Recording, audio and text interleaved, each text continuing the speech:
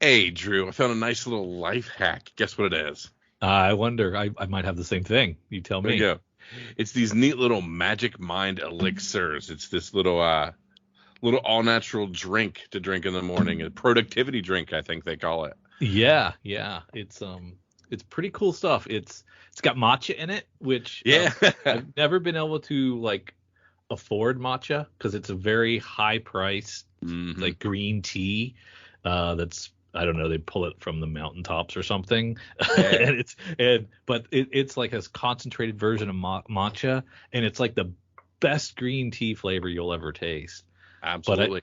I drink this with my coffee in the mornings and work days. My mornings are uber productive. I don't know, like I'm not bouncing off the walls or anything. I just have like a little more energy, a little more clarity. It's not it makes my mind magic, I guess. You know what I mean? See, for me, it solved a nice little problem. I have this unfortunate energy drink obsession. I drink Uh, one to get ready in the morning as I go, the 140 milligrams of caffeine or whatever. But then midway through my 8 hour day, I talk myself into having a second one. And that's a little too much. It becomes kind of an yeah. expensive day. That's a lot of caffeine, and I'm still getting the crash from it. So I'm working on weaning my way off of that second energy drink, just having a little bit of caffeine in the morning. And these magic minds help me kind of finesse that way through, keep the sustained energy through the day, and not have to do a whole nother Yeah. big giant energy drink the second Yeah. half of the day. It's cut my my pots of coffee from 2 to 1, which is a healthy choice. Absolutely, absolutely. I'm burning through these, so I'm going to be using our code to restock.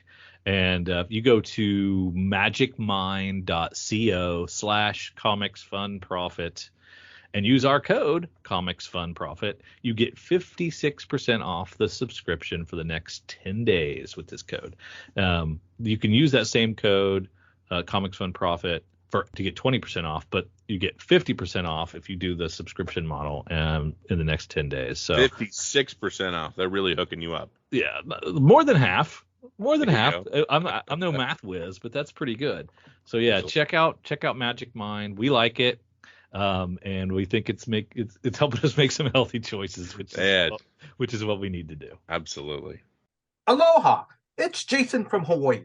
Welcome to a special edition of the Comics Fun and Profit podcast. In this episode, I will be interviewing comic book creator Thom Zahler. Now, he is here to promote Love and Cape's Home for the Holidays. And also, and we're also going to talk about some of his other works, or, if I'm going to give him time if he wants to, like, promote his other works that he's done in the past as well, too. So I'm going to start. Thom, welcome to the Comics for Fun and Profit podcast. How are you doing today? Thanks for having me. I am doing really well.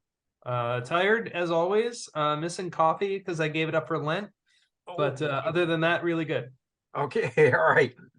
Now, Thom, listeners know my little spiel. Like, I'm going to go over your history in comics. Please feel free to either correct me, or if you want to add something, to one of your previous works, just do so. Jump right in. Don't worry. Okay. So I know you are a graduate of the Joe Kubert School of Cartoon and Graphic Art. Uh-huh. You have been nominated twice for the Harvey Awards for Best Humor comic category. hmm You've also been nominated twice for the Ringo Awards. Is that correct? Yes, for best humor comic, and once for best cartoonist, which is crazy.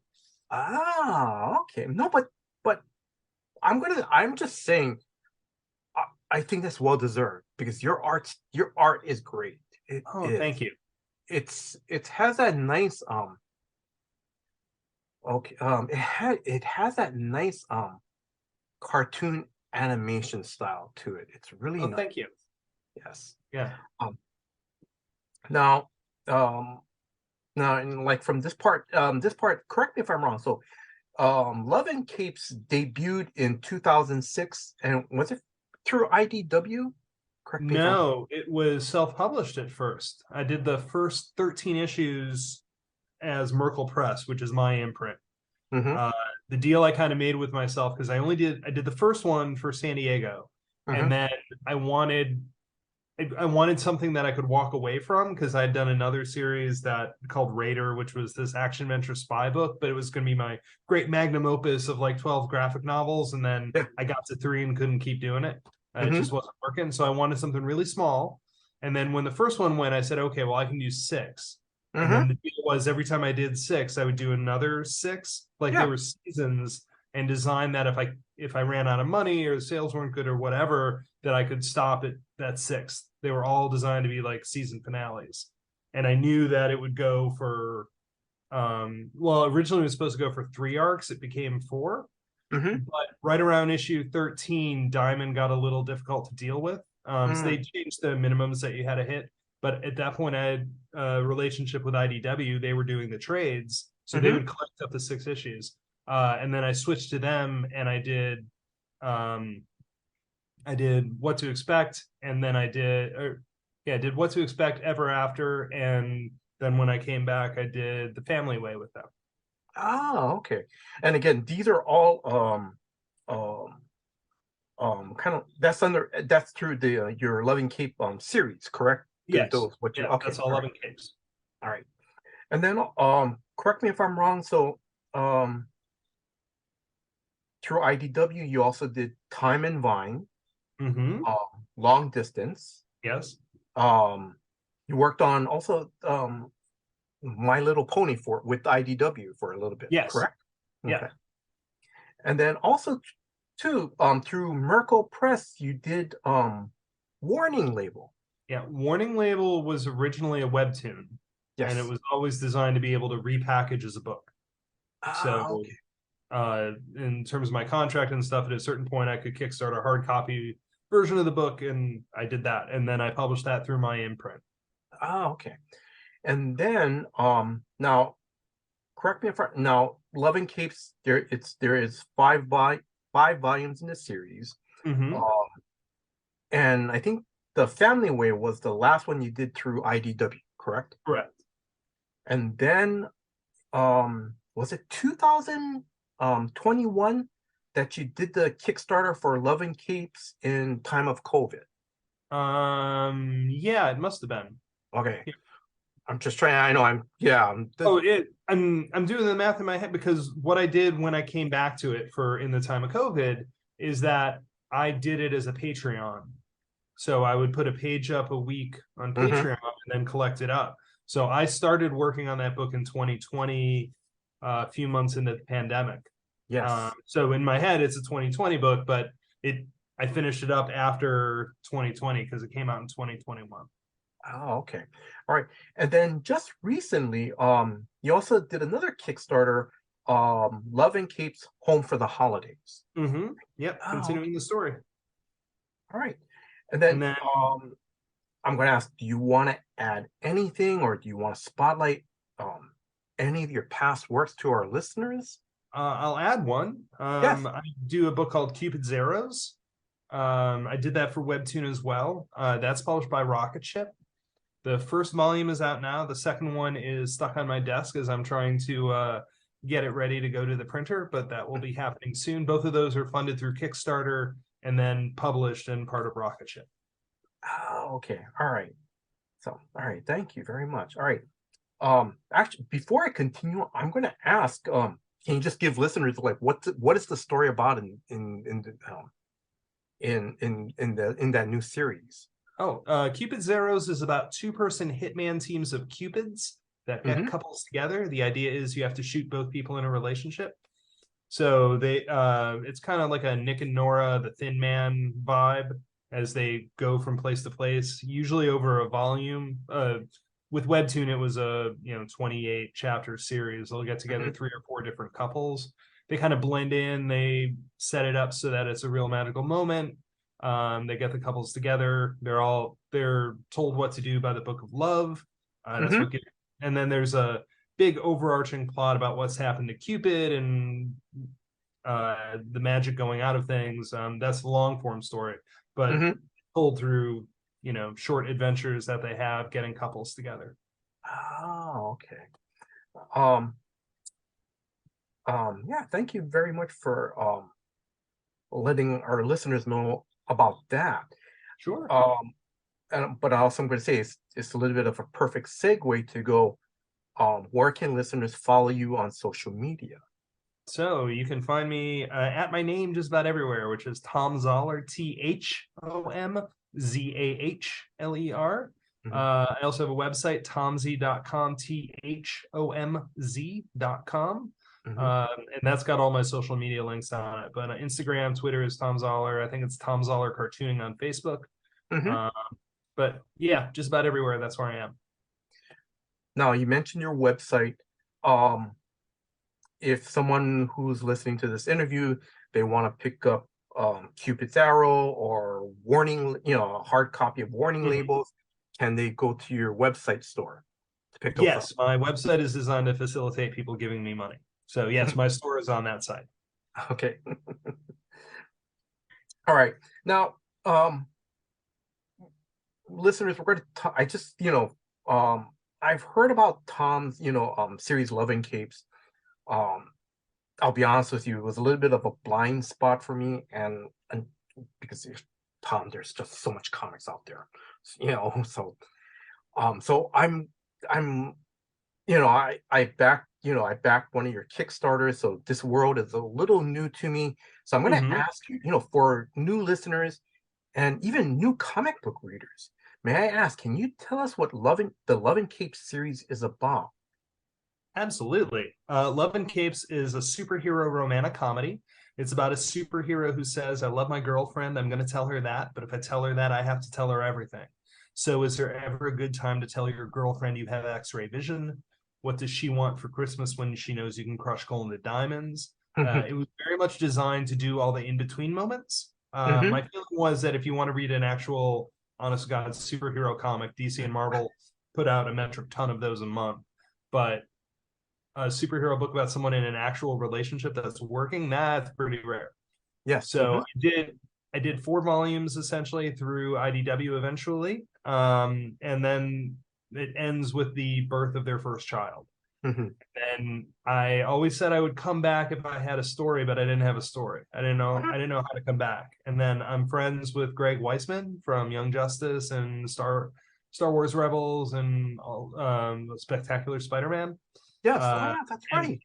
And I bumped into him at a convention, and he calls me over all conspiratorial, and I'm expecting to ask some dark secret about my past or something. And he's like, "Are you ever going to come back to Love and Capes?" I'm like, I would, but I just don't know the story, and I don't want to do like the crappy last season of Scrubs. Like I want to end on the. If I had the right story, I'd come back. And he says, "Yeah, got an idea." And I'm like, "All right, what's your idea, Mr. I created Young Justice?" And he told me, and it solved all my freaking problems. And then I came back to Love and Capes. Oh, okay. So now it jumps ahead 5 years, and then they're still married, and they now have 2 kids. Yes. You mentioned about superhero, but like if like the average reader wants to read, like just the superhero action stuff, Marvel, DC puts out a lot every month. I'm just gonna, like where did you get the idea of Love and Capes from? Those in between moments, like, were you reading a Superman comic and go, I wonder, literally what's between the two panels? Superman does come into play. By the way, as many artists, I have a cat, so you may hear it from time to time. So it bothered me when Superman got engaged in the 90s. Yes, because he didn't tell Lois when he got engaged. He waited, and I think there were production reasons, and I think there were actual physical reasons why they decided to do it, so that if they had to reverse it, they could do it without the secret identity being in the way, because as I understand it is very hard to get Superman's identity genie back in the bottle, as DC is finding out. Because it seemed to me when you get engaged, you got to lay everything on the table, and you got to say, this is all the stuff. And I became really interested with the idea of, when do you open up to that person? Like, when is that line that you cross and you say, okay, now I got to let you know. The other thing is that there was a TV show on the Bravo channel, which was called Situation Comedy. and it was designed to be like Project Greenlight for sitcoms. And Oh, okay. I had two ideas. One was Love and Capes, and the other was something called Long Distance, which I eventually turned into a graphic novel too. And in the process of doing that, I figured out that I really like writing comedy. I really like writing relationship stuff. I like banter. I like banter so much. So that's what finally dropped the dime, and I'm glad that I waited on Love and Capes and kind of practiced some stuff on Long Distance first, and then I came back and eventually revised it and hopefully made that much better too. But yeah, that was the thing. And then it's also just kind of that general sitcom format where characters have jobs, but you don't see them at their jobs. Like you see them, like Scrubs, you didn't see them do surgery a lot. You saw them in the hospital talking to each other, and they were doing stuff, but it wasn't about the things they were doing all the time. Yeah. And those things were always the most interesting to me. I remember Roger Stern at a convention. Someone asked when this was in the 90s and Superman and Lois had just gotten together, and they said, are they going to fight as a couple? And Roger Stern said, well, of course, because Clark doesn't have step stools or oven mitts. Like, well, of course, it's that kind of stuff that I think is just so interesting to play with. I mean, that's a really interesting stuff to me. Okay. All right. And then now in Love and Capes, you have the correct me if I'm wrong, the Crusader is your main character. Yeah. His alter ego is named Mark, correct? Yep. And then now his wife, his former girlfriend, now wife, is named Abby, correct? Yep. And then they have two children, James and Haley. Is that correct? Yeah. Okay. All right. And then let's see. And then can you and I'm and then also too your other characters, and you can tell me the other characters too. Like I know there's Darkblade. Darkblade is a little bit of a riff on Batman. Very much so. Yeah. Yeah. Okay. Yeah. But he seems to be a little bit more mellower Batman, or Yeah, and he's it's fun playing with the tropes and then expanding them out. So he didn't have a horrible thing happen to him in his past. Like you find out that he's actually just kind of he was the literal playboy dilettante. He was kind of the party guy, and his father, he's so self-destructive that his father gets him kidnapped by monks who train him to become the next Darkblade. Oh my God, that is so cool. I mean, that is so cool. I don't know if you ever saw the Alec Baldwin movie, which is not as good as many times as I've seen it, The Shadow. But yeah, I remember. I saw that in the theaters. Yeah. There's that great idea. Is like, I'm offering you redemption. I'm not looking for redemption. You don't have a choice. And I just that's kind of the vibe I was going with. It also makes him a legacy character, which is neat. Oh, okay. And then also, and Darkblade's girlfriend, correct? Amazonian? Yes, which as you may guess is partially inspired by Wonder Woman. Yes, yeah. But I got to make her a little more shallow, and she's one of those like lightning in a bottle ideas. In the very first issue of Love and Capes, you find out that originally Crusader and Amazonia dated because she's not dating Darkblade early on. And it was just supposed to be one scene where Abby is kind of freaking out about meeting Mark's ex-girlfriend because they still work together. And for me, it was that kind of vibe of like if you met an actor or an actress or a rock star and they liked you, and there's a point where you're going, okay, but why are you with me? Like I just run a bookstore. Like you meet people who push planets around. What do I got?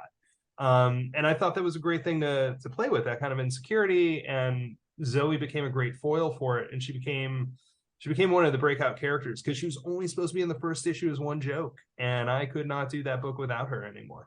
Oh, that's so cool.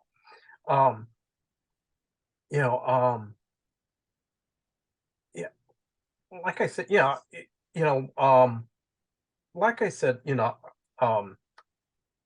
before we started our interview, I told you, I really wanted to read my hard copy of Loving Capes in the time of COVID. I skimmed through that before this interview.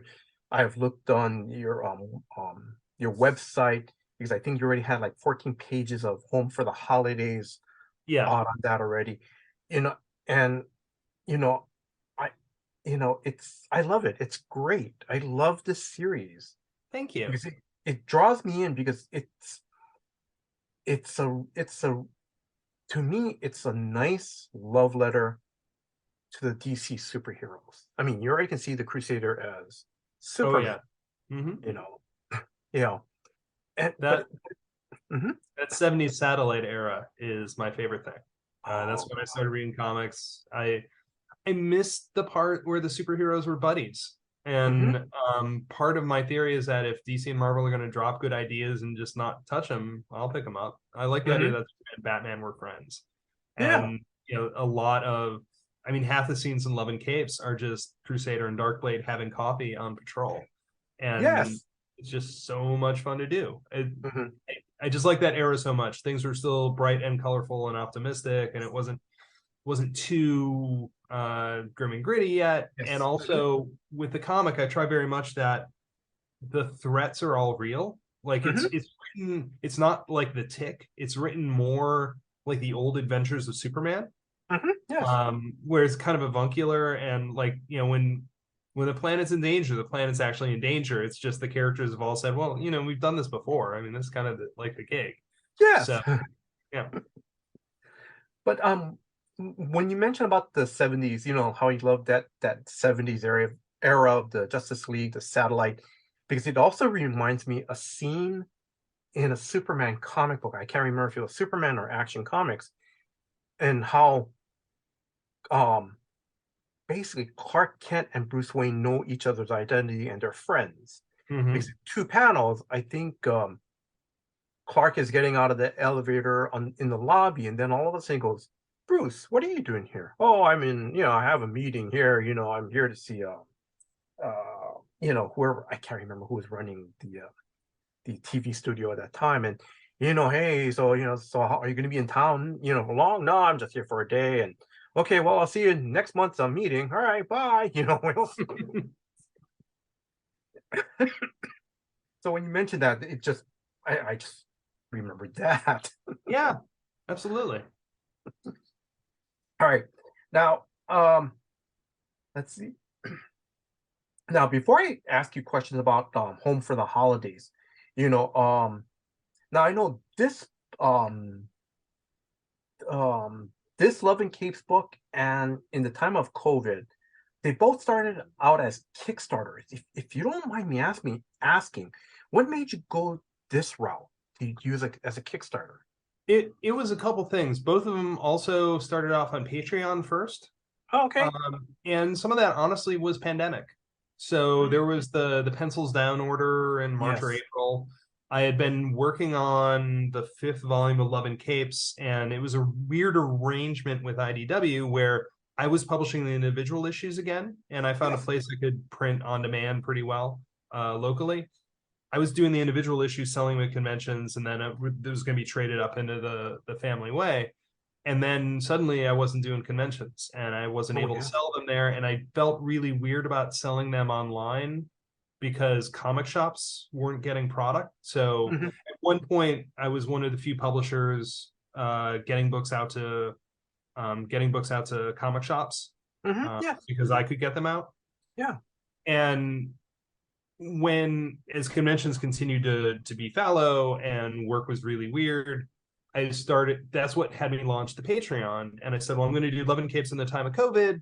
It's going to be the heroes going through it, and it's going to be it's all set 6 months in the past from when I was writing it, so that way everything I was writing about was accurate.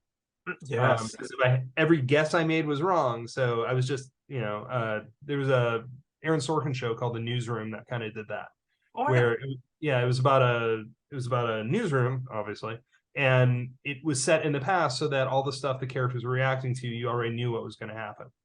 So I did that. And then the plan was always at some point I was going to put it together. I thought it was going to go 24 pages. It wound up being about 60. And then that's just become the format. IDW isn't currently interested in publishing more of them, but the Patreon to Kickstarter model is working so well for me that I can't complain too much. I think selling directly to very motivated fans is the way to go for something like this. Oh, okay, all right. Now since we're talking about Love and Capes in the time of COVID, and we'll jump to Home for the Holidays, you've already mentioned. I'm getting off the cuff here, and I'm trying to, like, besides being in during I know it was during the pandemic and stuff, but and this is going to sound like a dumb question, like, what made you decide to write a story about the goings on in the pandemic? And yeah, so what made you decide that? It was mostly therapy. Like, I needed to do something. And I needed to do something because I wanted to bring some money in. I needed to do something to keep my creative outlet going. I needed to do something that would connect with people because I wasn't doing conventions. At the very beginning of the pandemic, I was talking to my therapist because, along with being a cartoonist with a cat, I have a therapist. And she said, because we're doing this little Zoom thing, and she's like, "You're doing really well." I'm like, "Well, my life hasn't changed. Like, I'm working in the same studio. Like, this is my life. I'm built for this." Yeah. But as conventions didn't come back, and as these kind of connections became, it became harder and harder to see people. I started having some anxiety, and part of how I dealt with it was I gave it to my characters. Like, all the problems they have, all the reactions they have are like variations on what I went through. So, stuff like there's a joke early on because I mentioned Lent. I'm Catholic. Right when things were starting to shut down, the Catholic Church said you don't have to go to mass, which they never do. And my parents, who were in their 70s, still went. And I'm like, but just don't go for the experience, like, just for the novelty of it. What are you doing? And it was fun to step it up and have a character who could actually say, "I'm the one who's invulnerable, not you. Like, stop doing that." But I was picking up the food for my parents and doing all that kind of stuff. So it gave me an outlet to deal with some of that stuff. And it's not like you weren't trying to do stuff to make the pandemic go away. Like, I think most people were trying to figure out what to do and how to get through it as fast as they could, but you still get frustrated by stuff. And it gave me a place to put those frustrations and hopefully make them funny along the way. I'm going to say, because when you mentioned about, your parents being Catholic, they go to church, because, just before the interview started, I remember reading those couple pages where Mark he's on the phone with his parents, but what do you mean you guys went to church? Exactly. You can't, and, and the thing is that, it's, it, like you said, it was therapy for you, but you also but it was very relatable to, probably most of us, because just reading from some of the stuff, I'm kind of going, "Oh, wait," it's like, "Oh, I remember that. Oh my God." I think a lot of the things that happened were universal. Yes. So I like doing that. And one of the things I found out too is that there are very few stories that are contemporaneous with pandemics. Yes. Like there's apparently like this national vibe, it might be international, that people want to forget the things that they had to go through in the pandemic. So there's like not a lot of literature about what happened. Now, I don't know if this one will be different because we document things completely differently.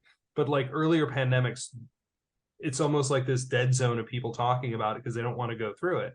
And like I think Love and Capes is fun, and it's a good way. Like, it's not too dense. It's not too in your face, because I've been watching the morning show on Apple TV, and the second season is about the pandemic, and that does stress me out. Wow. Yeah. But that's about like the real pandemic, and it's not like about the funny side of the pandemic, because there's lots of funny stuff that happened during it. I so learned to cook. Yeah. But like you said, I think for like that story, like you said, it's it's universal what we Mhm. what most of us went through. And I'm going to be honest, just reading the first 2 or 3 pages before, hey, we heard about something, something's coming, and then, and I'm going to be honest with you, I started to have a little bit of PTSD because I was Sure. kind of going, I kind of remember the early days, Uh-huh. and it was just, yeah, but but like you said, the story is universal, but it's also told um in a in a in a in a light and funny way, because there's some scenes we've talked about. It's like, oh yeah, I remember when celebrities try to do this. It's like, yeah, yeah, Mhm. you know. So, all right, sorry. I'm gonna move right along. Love and Kate's Home for the Holidays. What inspired you to write this Christmas story? So after getting done with in the time of COVID, I knew I wanted to do another one, and kind of the germ of the idea happened fully formed. It was around Christmas time in 21 when I Hmm. started it. And I'm like, oh, I haven't done a Christmas issue in a while. I think there are 2 Christmases that happen in the run of the book. And I'm like, well, it'd be fun because now Mark and Abby have kids, and what's that like? Yes. And Hmm. I thought that would be fun to play with. And then the Darkblade Amazonia relationship had been going on, and there's lots of stuff that happened. Paul goes, Darkblade goes through a tragedy, and it kind of affects him. And I wanted to play with that a little bit, so I knew what the arc was going to be. Hmm. Uh, and it became this. There's still stuff that happened that surprised me, because when I write, I've always got the beginning and I've got the end. I got to know where Hmm. I'm heading to, and I've got some of the stuff along the middle, but past that, I'm like, oh, I'll figure it out. Hmm. And that's the organic part that keeps me interested in the middle while I'm doing it. Hmm. And I just thought, Christmas would be fun to do. And it's since I went to like the 60-page format that we were Yes. talking about, like the first half of the book, Mark is in costume once when he goes Yes. to pick his parents up. But it's Hmm. about all the Christmas, and it let me do. I didn't have to fit Christmas into a bigger story. I got to make the first half of the book is really just Christmas Eve and Christmas Day. And Yes. I thought it was so much fun to be able to play with that as a long form and have, just really see what their Christmas is like. Uh, Hmm. both Darkblade and Amazonia, and Mark and Abby, and it was just fun to play with all the goofy stuff that happens at Christmas and having kids running around and Hmm. all that stuff. I want to point out, because the pages that I read on your website, um, do you like to pepper your story with a little bit pop culture references? So I try to watch that, and Okay. I my rule is that the joke has to be funny Mhm. regardless of the reference. So like Mark says frack, and that's a Battlestar Galactica Yes. reference, but Yes. if you didn't watch Battlestar Galactica, the scene still plays, and it's not, Hmm. the joke is not that he says frack; he just says it in the middle of something. Because one of the things I got worried about when I was working, starting on the book 15, 16 years ago now, is that some of the references would date. Yes. Like there are references like Grey's Anatomy and stuff, and the show is still on the air, so I got that going for me.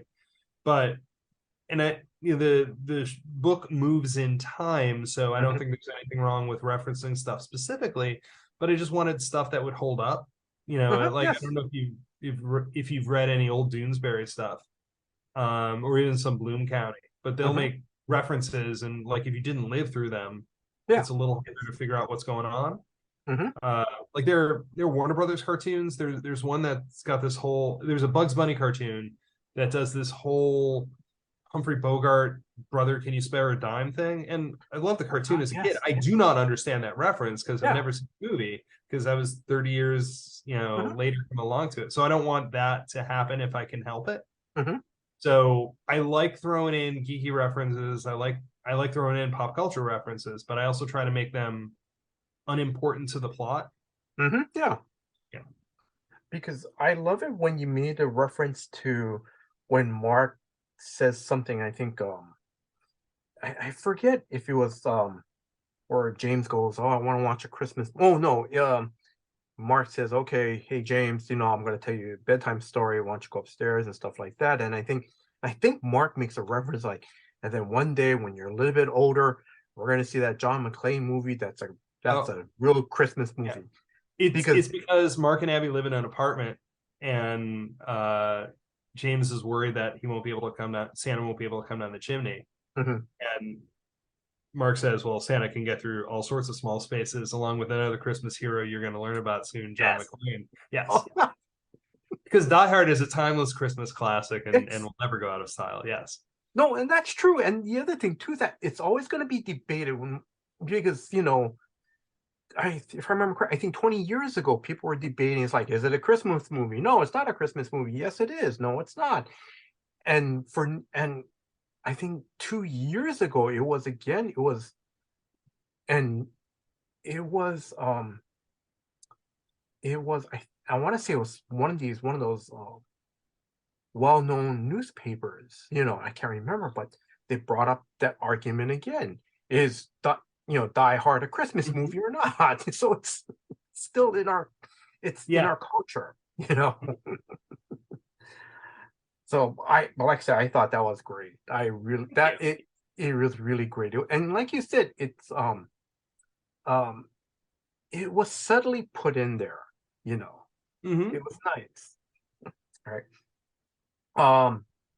Home for the Holidays. I'm just is this available to buy on your website right now, or are you still working? Oh, okay. Yes. So once the Kickstarter fulfilled, became available on the website, you can buy it digitally, you can buy it physically. I will sign it and send it out to you. Okay. All right. Let's see. Tom, I'm going to start wrapping things up because we've got about 10 more minutes. So, okay. We can go a little long if you want. It's fine with me.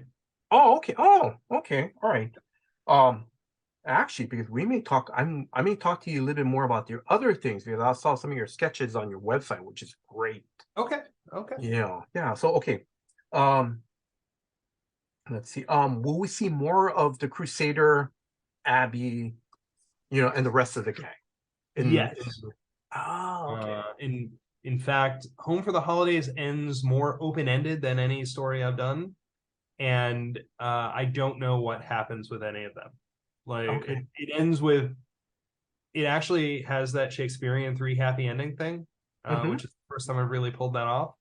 And lots of stuff is going to change, and I have no idea how. I just know that it's going to be really fun to play with.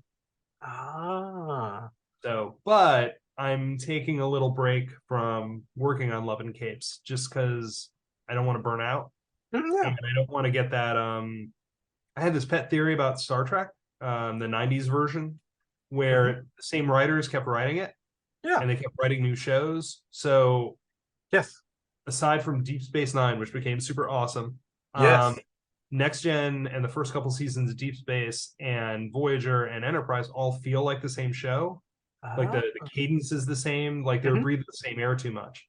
Yeah. So I've got a couple other projects that I'm working on. So I'm taking a break from Love and Capes, and then I'll come back to it when I'm ready. All right. That's a perfect segue, because how big of a Star Trek fan are you? Well, I'm 6'4". I'm pretty big. I am a huge Star Trek fan. I know nobody. You can't see it from here. I have the dedication plaque for the Defiant on my wall. I see it. Yes. Yeah, I have.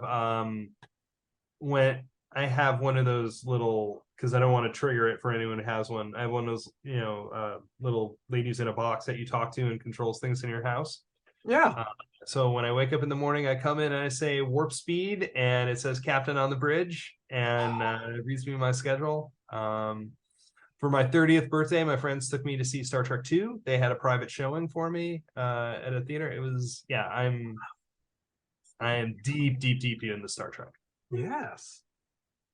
Oh man. Now this, I'm going to be asking you some more questions. So, which one of the Star Trek actors have you met, or have you met all of them? Oh, depending if you mean met or been in the room with. I have met or been in the room with the entire original cast except for DeForest Kelley. Yeah. And I've personally talked to all of them except Leonard Nimoy. I wrote the William Shatner pony. There's a pony that's voiced by William Shatner in My Little Pony. And I wrote that character in one of the books specifically because it was the Shatner pony. And then I got him to sign a copy of the book at a convention. Yeah.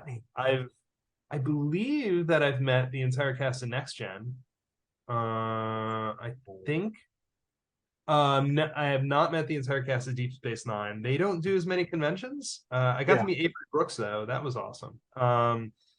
Yeah, he was at a convention in Houston, and I told him he did a commercial for IBM in the 90s. I think so, yeah.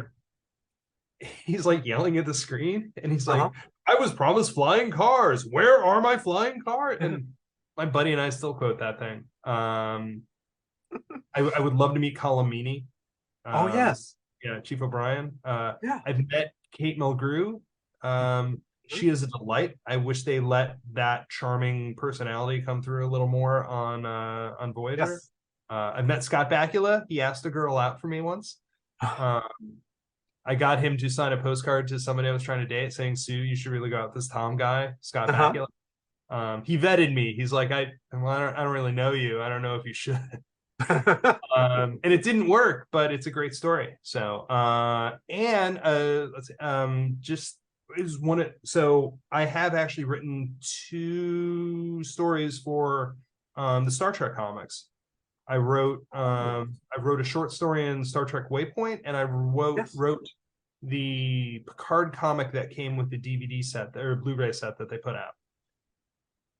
And because of that, right before the pandemic at San Diego, they had this big Star Trek display Paramount had set up, and they had a transporter. You could walk in it, and it was like a solid room, and screens would come up and sparkles, and you'd be on the transporter deck going somewhere else. Yeah. So a couple friends of mine told the guy running security that I worked on the comics, and for the first time, that meant something to somebody. And he's like, "Oh, well, I can help him jump the line, because the line's like an hour long. You can't be away from your booth that long." So he did. And I got to do the transporter thing. I'm like, "Oh, that's great. Thank you so much." And then at the end of the day, I'm packing up, and he walks by my booth. And I have lost his name. So if he happens to hear this, I owe him a drawing still, and I don't have his address anymore, and that's why I've never gotten back with him. He comes by and he's like, "Oh, you know what's happening tomorrow, right?" I'm like, "No, what?" "Patrick Stewart's coming by at 1:00. I'm like, "Oh, that's really cool. Yeah, you should come by. We'll take care of you." I'm like, "I don't know what that means, but I will be by at 1:00. So I was the first person to get to meet Patrick Stewart. And it was delightful because I have been planning for that moment for about 30 years. When I went to the Kubert School, we would go into New York a lot. Yes. And even once I graduated, I'd go up to see friends who still lived out there. And I'm a big Broadway musical fan, big Broadway fan. And I've seen Patrick Stewart on Broadway 2 or 3 times. So there's this moment where you realize that you and Patrick Stewart are on the same island. And it's like, it's not like you're gonna run into him, but your chances are like geometrically higher than they are with me living in Ohio. Yes. So like, you don't want to be caught unawares. Like, what do you say? And I said, well, I'm gonna say, and I executed this. It was great. I said, obviously, I love you on Star Trek. I also really, really loved you in LA Story. Because he plays the maitre d' in that, and he's like, that was quite some time ago. And I'm like, that's all I needed. I'm out. Super short moment. The girl I was dating at the time took a photo. I didn't know we could take photos, because sometimes they're weird about that. But she took one. I didn't take one of her because I just met Patrick Stewart. I wasn't thinking clearly. Oh, yes, yeah. And I also at the same event, I met Sonequa Martin Green from Discovery, and Discovery, especially in the later years, becomes a flawed show for me. Oh yeah, but she is magnetic. Like I have not experienced a presence like that before. Like, she just put her full attention on me, and I was not ready for that. So yeah, it was great. Yeah, I got to help Ethan Peck get in an elevator at Dragon Con last year. He was so cool because the elevators at Dragon Con are horrible. I mean, there's like so many people trying to get so many places. Yeah. But if you're a guest like me and like him, which is the only time you can say the two of us have anything in common, you get to take the service elevators. Mm-hmm. And he was waiting for the regular elevator because he wasn't staying in that hotel. Yeah. Mm-hmm. And as COVID, he's wearing a mask, and like I recognize him, and he's wearing a shirt that says "My species initiated first contact," and all I got was this lousy T-shirt. And like nobody had picked up who he was. I just went up to him because we're both on the tall side. I'm like, Yeah. you don't have to wait here. You can take the elevator, right? He's like, oh, I didn't know that we could because it's I'm not in this hotel. I'm like, yeah, you can't. So we walked over the elevator and took him up.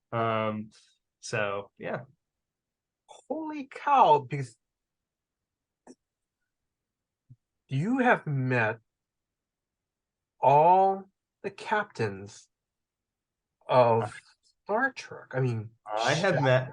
See, there is a technicality that I'm missing out on because I've met Doug Jones a few times. He used to come to Mid Ohio Con. Mm-hmm. I have never met Jason Isaacs, and he was the captain in because I have met Anson Mount a couple times. But Jason Isaacs is the captain in the first season of Discovery, so he's the one captain I have not met. Oh, okay. Okay. And I guess I forget who does the voice of the captain because I want to say Tammy Newsom, but that's Mariner. The captain on Lower Decks. Oh, okay.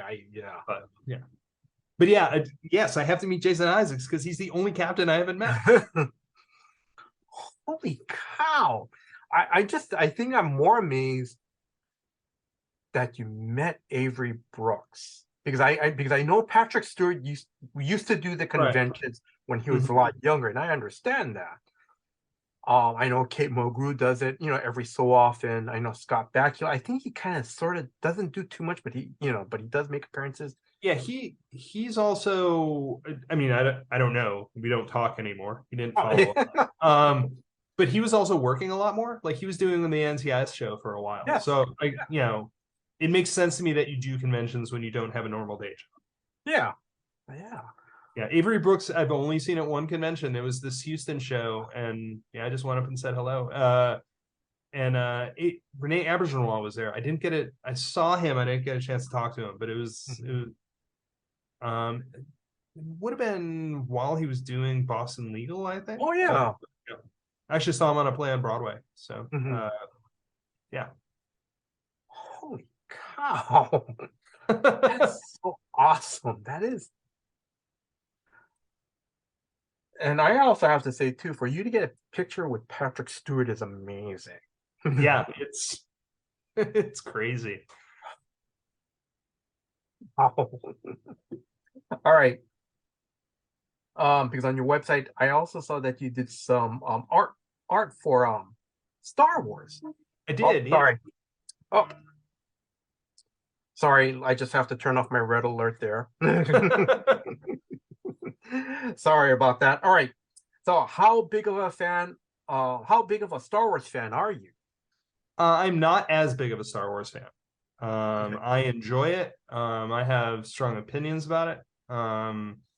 But it was never my fandom. I mean, I enjoyed it when I was a kid. I loved the movies when they were coming out. And I think Timothy Zahn does not get enough credit for saving that franchise. Yes. Because if he hadn't done those 3 novels, I don't think the audience would have been there. I think people would have loved to see the movies, but nobody would have expected any more. Mm-hmm.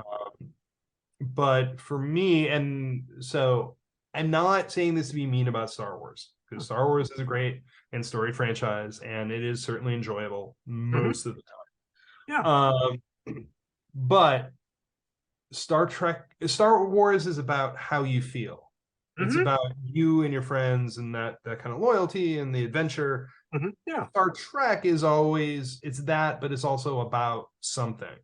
Like it's taking on big issues. Like Star Trek ideally makes you think. Like it doesn't tell you what to think, but it shakes your worldview and makes you consider things from another way. And it's one of the things that the morality play aspect of it is one of the things that attracted me to it early on. Oh yes, I understand. I agree with you because um I'm an original Star Trek, the original Star Trek a fan of the original series. Mm-hmm. You know, I do like I do like the Next Generation. But I always have to say Deep Space Nine from season 3 on was incredible. Mm-hmm. And it's actually good in season 2, and you forget. Because like when I would go through the compendium, Yes. there are all these episodes that I'm like, this is when the show got good. And I Yes. all thought they were season 3 or season 4. And they're like season 2 and season 3. Mm-hmm. And for me, it's there's a Kon-Tiki episode where Cisco builds a warp sail craft with his son. Oh yeah. Yes.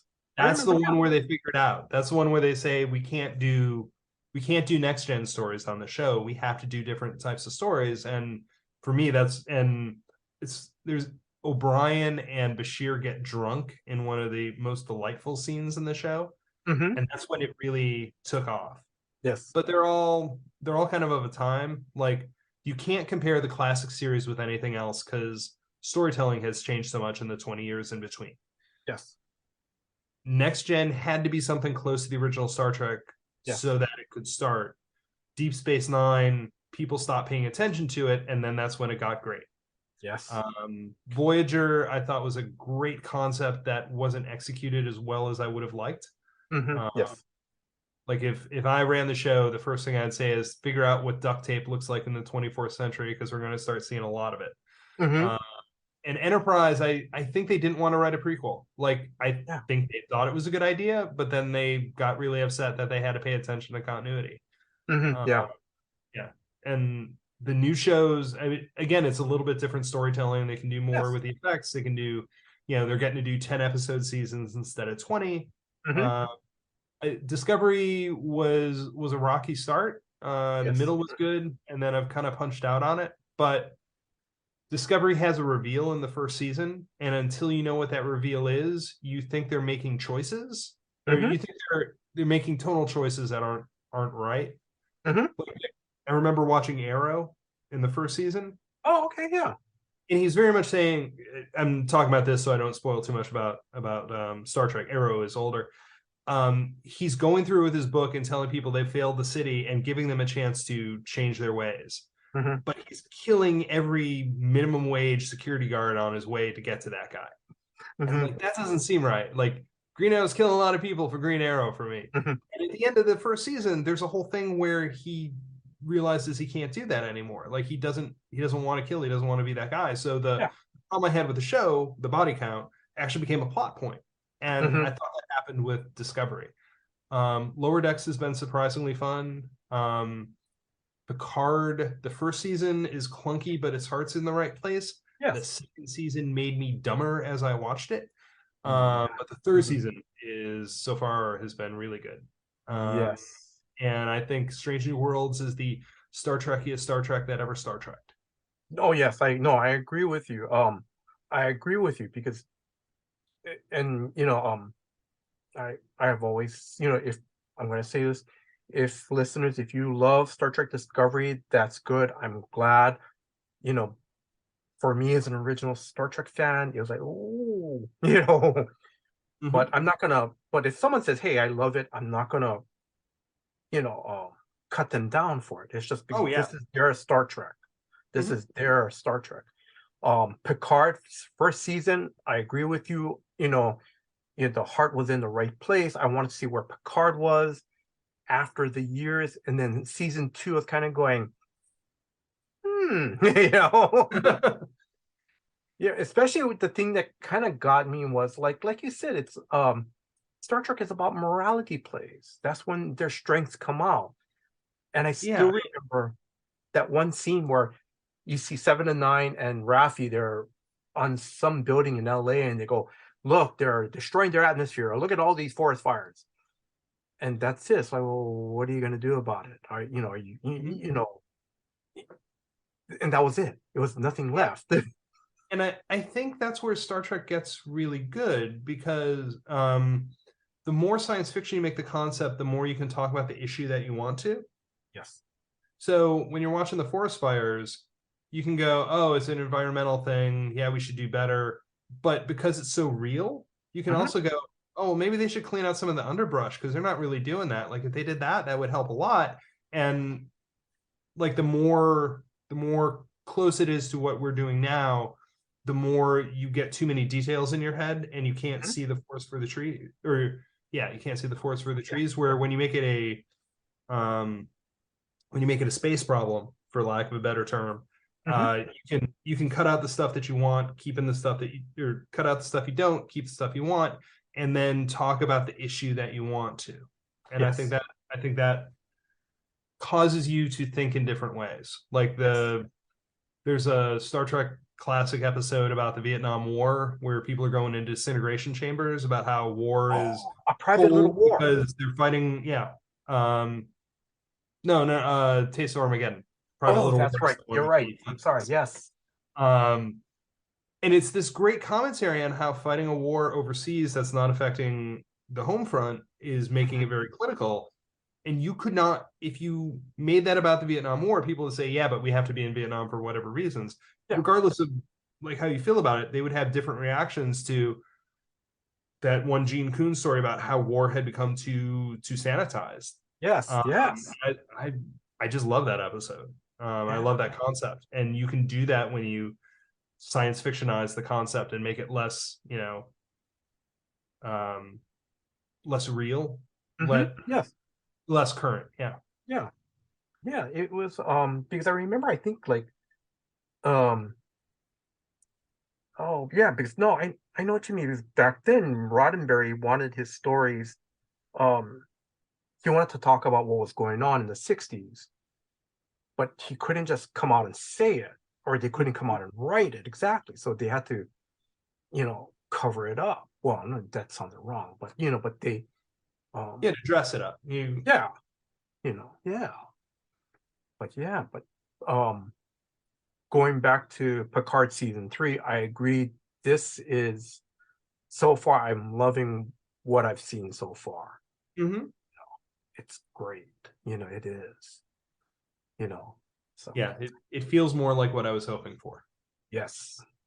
And I'm going to say it's kind of,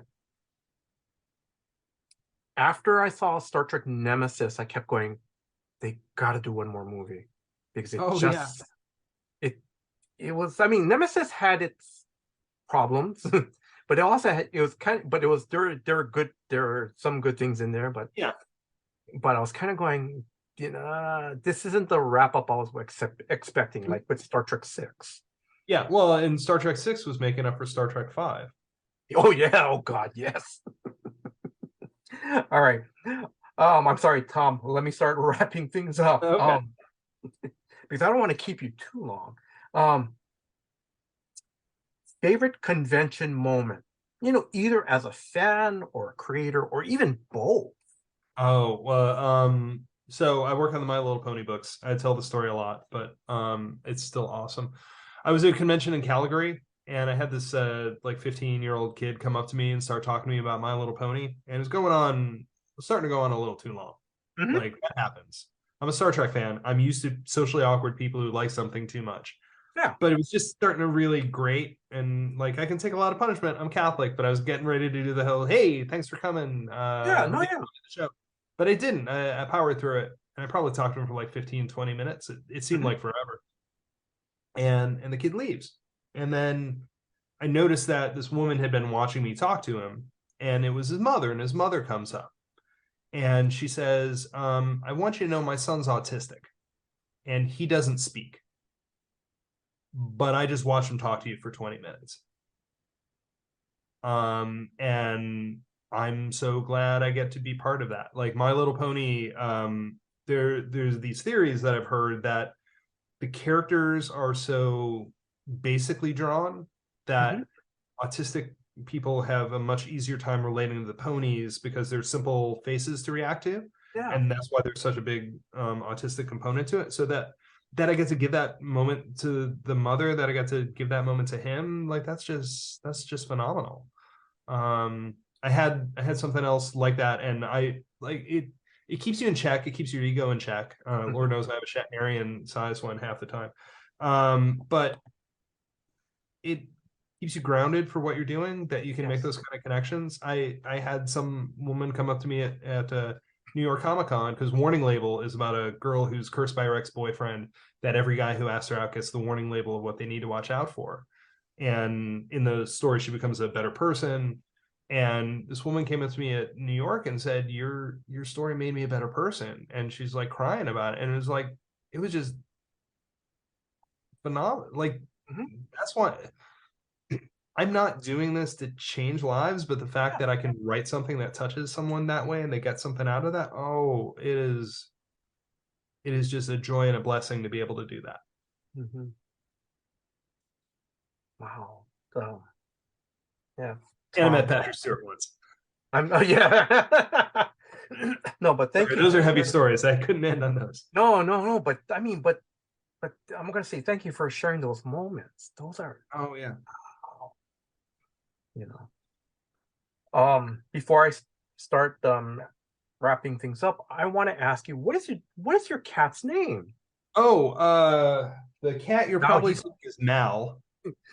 There's another cat, Halloween, who's a calico. She's not. Mal tends to hang out with me more during the night, and especially if he hears me talking. Halloween hangs out during the day, but yeah, I really like having them. I did not expect to have cats, and now I do, and it's great. And I can see. I mean, listeners. I mean, I know this is only audio, but it's pretty cute to see Tom's cat just literally lying there, relaxed. I got his back on a Jack Kirby Captain America, right? Well, John Romita, but yeah.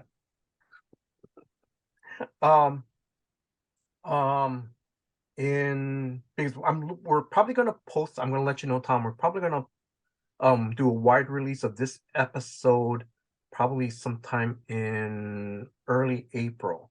Okay. So, when is do you have any convention or store signing appearances in April and May?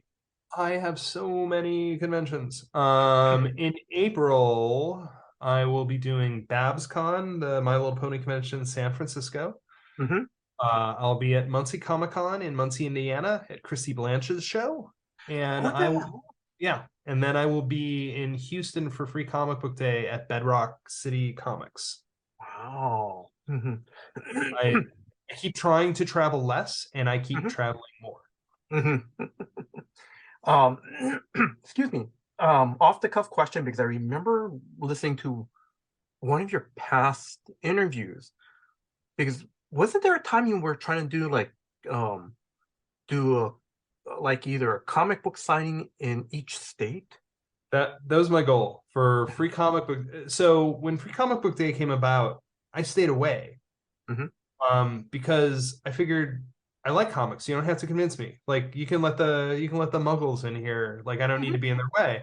I take up a lot of space. And once I did the first Free Comic Book Day book, Love and Capes was part of Free Comic Book Day for 4 years when I was self-publishing it. And I got to go to Free Comic Book Day in Lima, Ohio at Alter Ego. And it's the one day comic creators get to be treated like rock stars.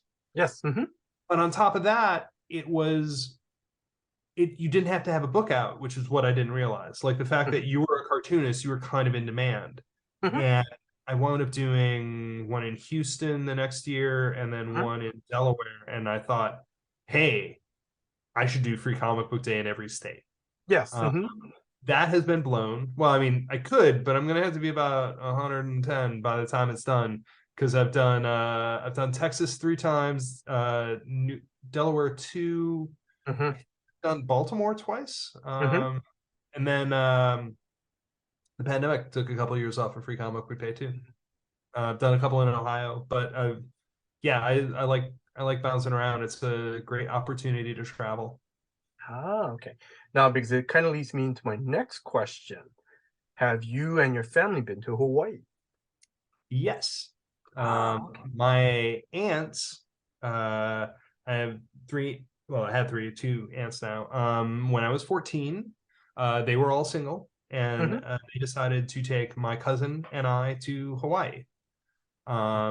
And then this became like you graduate, because I have four brothers, and my cousin had a brother as well, and it just became, they would take us on trips for like graduations kind of thing. Like you graduate, they take you somewhere. I took my brother and his cousin to California.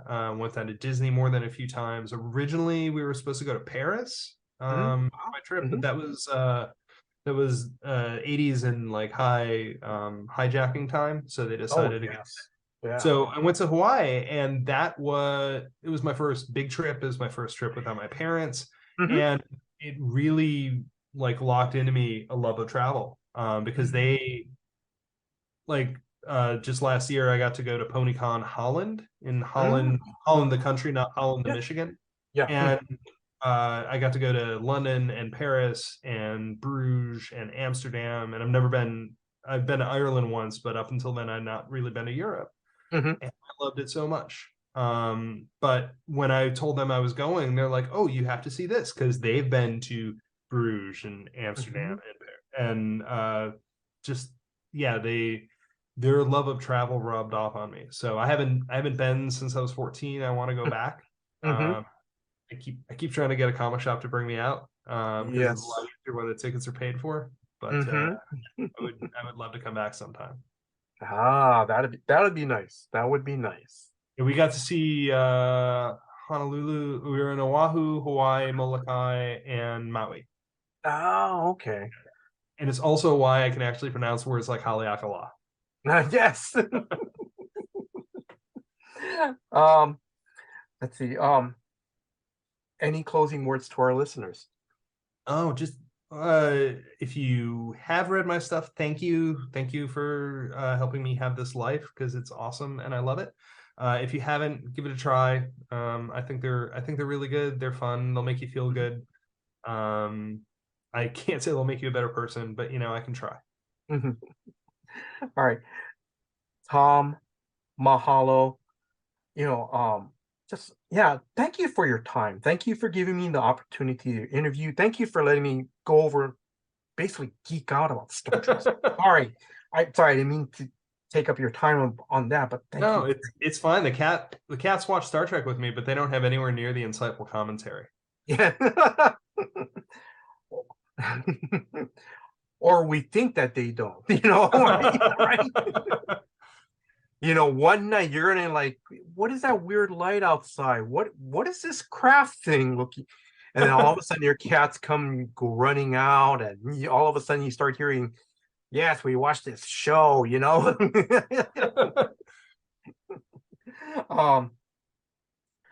I wish you, continued success with the Love and Cape series. And especially, and especially for your recent release of, Love and Cape Home for the Holidays. You know, for new comic book readers or lifelong comic book readers, please check out, Thom's Love and Cape series. And matter of fact, check out his other series like Time and Vine, Long Distance, Warning Label. You could find these on his website, thomz.com. That's THOM as in Mary Z.com. As I mentioned during the interview, the Love and Cape series have been a little bit of a blind spot for me. But what I've read so far, what I've seen so far, is that it's a very nice love letter to, it could be for the superheroes, but more for me, it just touches more that it's a nice love letter to the DC superheroes.